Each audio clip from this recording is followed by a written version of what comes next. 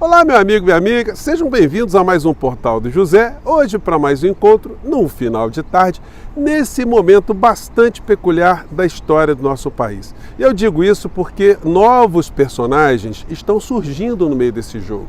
Você que acompanha os acontecimentos da vida política do nosso país, da vida econômica, você que acompanha a história do Brasil, certamente se habituou a ver embates políticos, embates eleitorais, entre aquilo que a gente chama de esquerda versus direita, ou correntes filosóficas progressistas alinhadas com a esquerda, com correntes filosóficas alinhadas com o conservadorismo ali junto com a direita.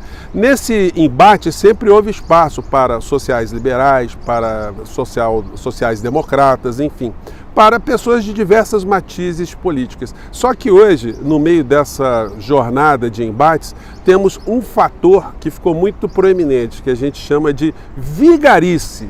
Vigaristas na política sempre foi uma marca no mundo inteiro, desde que os primeiros homens começaram a disputar algum tipo de posto político em prísticas eras. Só que hoje os vigaristas eles são mais sofisticados, eles observam as necessidades da sociedade e onde existem grupos mais frágeis, grupos com maiores demandas, maiores necessidades, aí é que eles entram mesmo colocando a vigarice de uma forma absolutamente profunda, como se fosse um punhal na alma de grande parcela do povo. Hoje no Brasil, uma dessas figuras está sendo projetada, está sendo desenhada para engrupir uma parcela de incautos. Me refiro à ex-primeira-dama da figura do ex-presidente da República, o inelegível. Ela está sendo lapidada para ser apresentada para a sociedade brasileira como uma alternativa. Mas será que tem jeito? Bom, existe uma grande diferença de quando o vigarista mor da nação, o maníaco do Planalto, disputou eleições em 2018 para esse momento que nós estamos vivendo agora. Porque em 2018 as redes sociais de ultradireita, conservadores, vigaristas eram majoritárias nas redes sociais. Hoje não.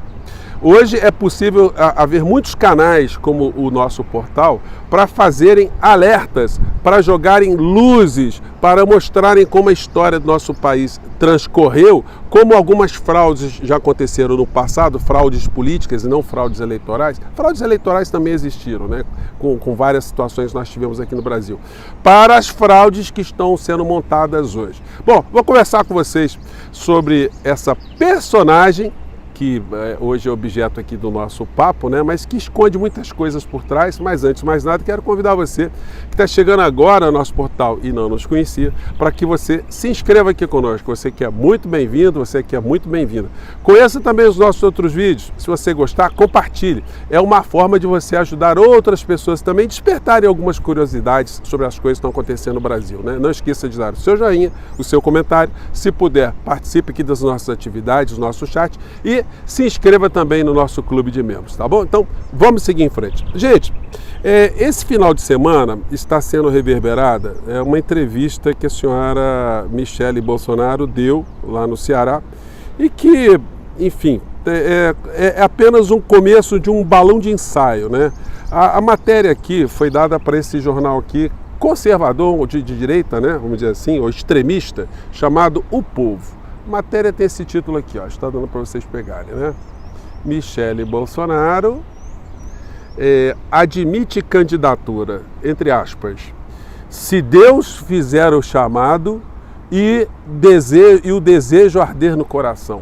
Gente, eu imagino que Deus, com tantas coisas que estejam acontecendo no mundo, ele tenha outras preocupações, né, do que chegar e chamar a senhora Michele uma noite de sono, né, falar assim: senhora Michele, a senhora vai ser candidata à presidência do nosso país porque o marido da senhora vai para a cadeia, tá?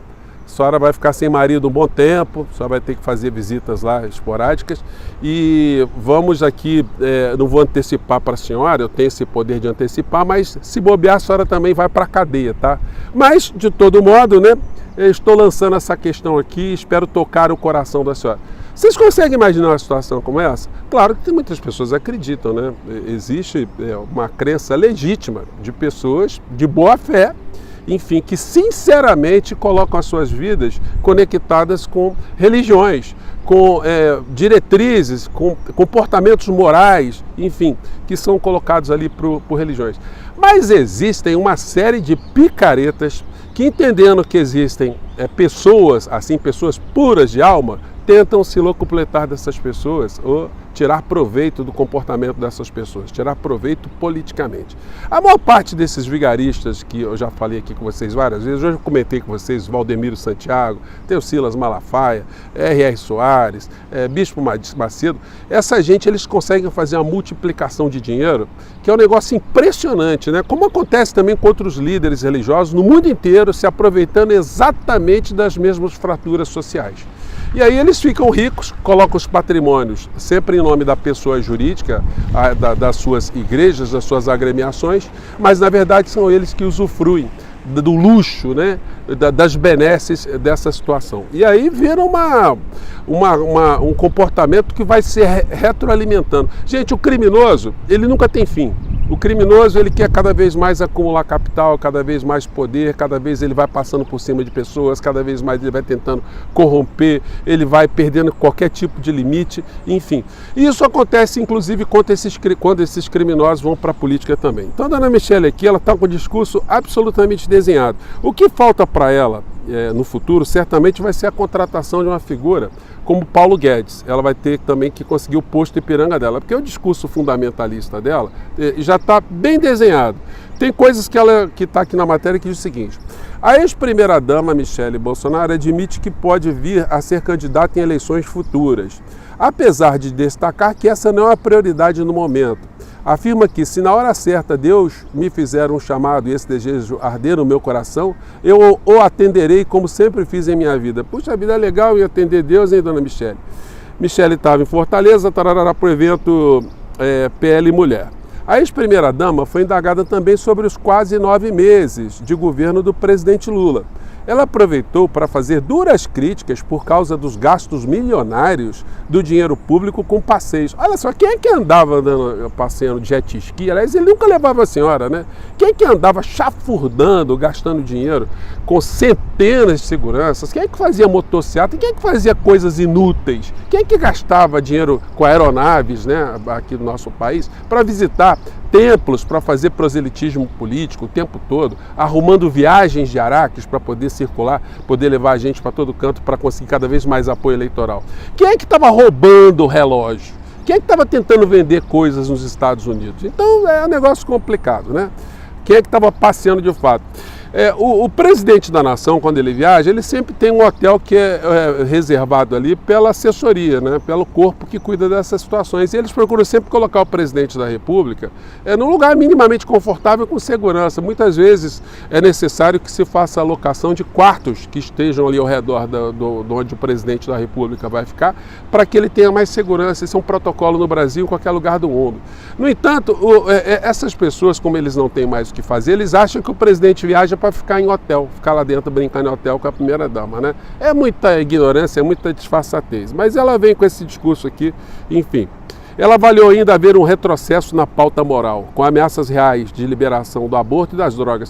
O que o Poder Executivo tem a ver com essa história? Esse é um assunto, aí é uma maldade, uma ignorância, uma pilantragem dessa senhora aqui, que outro dia minha amiga Andréa Gouveia classificou como a Paquita do Capeta. Não foi por outra razão que a Andréa está sofrendo um assédio jurídico, né, um assédio judicial, porque a senhora Michele vestiu a carapuça como a Paquita do Capeta, a Capita de Satanás, uma coisa assim, né? Enfim, ela ficou muito tocada com esse tipo de coisa. E aí, porque não existe, gente, é muita vigarice a pessoa chegar e ficar levantando esse tipo de pauta como se fosse o governo que está aí colocando em prática algumas possibilidades de mudanças, ou colocando mudanças na lei aqui no nosso país, que libere droga geral e que libere o aborto geral, que é uma coisa absolutamente criminosa que a senhora faz, né? Ou seja, ela conscientemente ela está tirando proveito de uma coisa que ela não sabe que é verdadeira, se utilizando do medo, do pânico moral, do pânico que esse tipo de discurso causa na cabeça das pessoas que são mais ligadas à religião, ou pessoas que têm uma visão moral, uma visão social sobre essas questões mais definida. Ela foi questionada ainda sobre o perfil ideal do candidato do PL PL para disputar a Prefeitura de Fortaleza em 2024. Além disso, comentou sobre o risco do partido perder toda a bancada na Assembleia Legislativa, sendo que metade é formada por mulheres após julgamento da Justiça Eleitoral. Aí ela diz aqui, gente, que um dos princípios fundamentais para alguém que ser candidato pelo PL é a honestidade. Aí, realmente, eu tenho que dar razão à minha amiga Andréa, que disse que ela é uma espécie de dançarina, né, do inferno, né, uma paquita do capeta.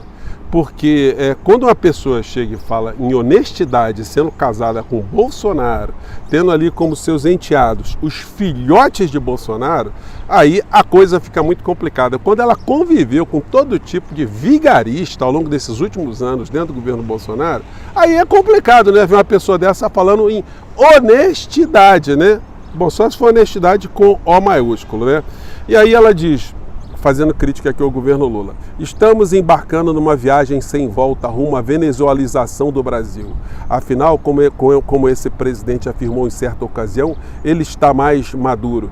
Venezuelização por quê? Se a cesta básica hoje está mais acessível, as pessoas mais pobres estão conseguindo melhores empregos, a massa salarial que nosso país está melhorando.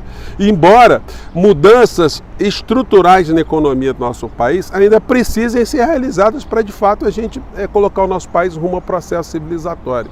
Aí sim, o governo federal vai ter que compreender, o governo Lula vai ter que compreender que existem essas pessoas, que elas precisam ser combatidas no plano das ideias, que o governo precisa debater essas questões, precisa jogar essas questões para desmistificar esse campo de vigaristas, esse conjunto de vigaristas que tem na política de uma maneira geral. Aí, enfim, ela continua aqui fazendo a avaliação do governo Lula, né, dizendo que o governo Lula se afastou das religiões e que eles sempre foram muito ligados às religiões, porque eles defendem valores morais, enfim, pororó. Então, gente, o que a gente pode depreender aqui é que para a dona Michele só está faltando agora a criação de um novo Paulo Guedes. Se bobear, eles vão até ressuscitar o Paulo Guedes para ficar colado ali na dona Michele. A dona Michele vai enfrentar algumas resistências dos próprios filhos de Bolsonaro, que não confiam, claramente não confiam na dona Michele, né, por diversas razões, enfim. E enfrentará algumas outras resistências também, até dentro da própria estrutura do jogo político aqui do nosso país. Muitas pessoas estão querendo abocanhar esse filão do extremismo, de direitas, conservadores aqui no nosso país. No entanto, ela está com seu discurso bastante desenhado, esperando apenas um Paulo Guedes da vida, para que aconteça a mesma coisa que aconteceu em 2018. Uma figura seja acoplada ao candidato à presidência da República, que uma vez vencendo as eleições, ele venha entregar toda a política econômica para o representante dos mercados, os vigaristas, os gangsters econômicos aqui em nosso país, a serviço de interesses nacionais de alguns grupos e internacionais também, enquanto no campo da política teremos uma nova farsante, fazendo um discurso um pouquinho mais manso, porém com o mesmo tipo de fundamentalismo estelionatário que o ex-presidente da República lançou aqui no nosso país, ou usou aqui no nosso país para engabelar muitas pessoas, né? Mas agora eles contam com essa pequena grande diferença. Hoje existem canais como o nosso portal, existem vocês que têm mais fontes para buscarem pesquisas e temos mais espaços e mais lições que nós aprendemos para que nos ajudam hoje, né, a interpretar esses fenômenos para enfrentar essas pessoas todas e desmascará-las para que a gente volte aqui no nosso país a ter um ambiente minimamente racional de disputa política, levando em consideração sempre aquilo que eu digo para vocês. O embate hoje no nosso país ainda continua a ser contra o pensamento escravocrata. Os neo-escravocratas estão utilizando de formas sofisticadas, e uma dessas formas sofisticadas é pegar uma senhora, fazer um discurso moralista, acoplar ali um representante desse conservadorismo econômico para engabelar o povo. Gente, eu fico por aqui, mais uma vez, um grande abraço, espero ter jogado aqui algumas questões para a sua reflexão e a gente volta no próximo Portal do José, tá bom? Até lá, tchau!